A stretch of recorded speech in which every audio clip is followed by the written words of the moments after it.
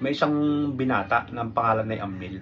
Si Amil ay merong nobya na napakaganda. Kaya lang sumama ito sa ibang lalaki.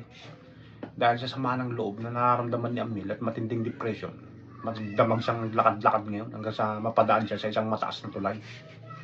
No, akmang tatalo na si Amil doon sa mataas na tulay, may isang matandang babae na biglang dumaan. Ay, naku, Diyos ko, iyo. Huwag kang tatalon dyan. Huwag kang magpakamatay. Matinding kasalanan sa Diyos yan. Sabi ng matanda ngayon. Ay Lola, wag po kayong makialam dito. Dahil sa bigat po ng aking nararamdaman, hindi po ako magdadalang isip ng tumalon dito sa tulay na to. Eh, ano ba ang iyong problema, iho? Dati po akong may nobya, Lola.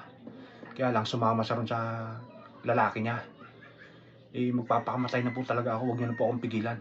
Ay, naku naman, Diyos ko. Yun lamang ba ang problema mo?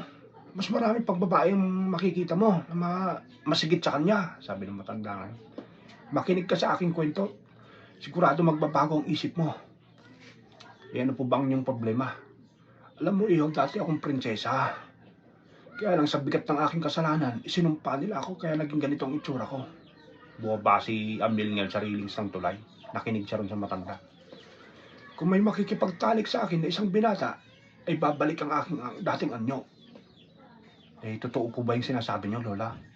Ay, oo naman. Eh, kung makikipagtalik po ako sa inyo at babalik po ang dati niyong anyo, papayag po ba kayo na makasama ko na lang habang buhay? Ay, oo naman, iho. Ay, kung ganun po habang madilim pa po at wala pa pong taong dumadaan, simulan na po natin. Nagtalik yung matanda ngayon, si Amil. Sa kalagitnaan ng kanilang pagtatalik, nasisiyahan yung matanda, solve na solve. Eh, Lola, nakakaisang rounds na po tayo, bakit hindi pa po babalik yung dati niyong anyo? Eh, isang rounds pa, iho. Nung matapos silang makatatlong rounds na sila, ganun pa rin ang itsura ng matanda. Lola naman, totoo po ba yung sinasabi niyong babalik kayo sa dating anyo na magiging prinsesa po kayo muli? Eh, isang rounds pa kaya? Ay hindi na po kanya ni Amil, pagod na po ako eh. Hintayin na lang po natin yung pagbalik ng dati yung anyo. Ano ka ba naman, iho? Sa tanda mong yan, naniniwala ka pa sa mga ganyan. New generation na ngayon. Wala nang engkantada ngayon.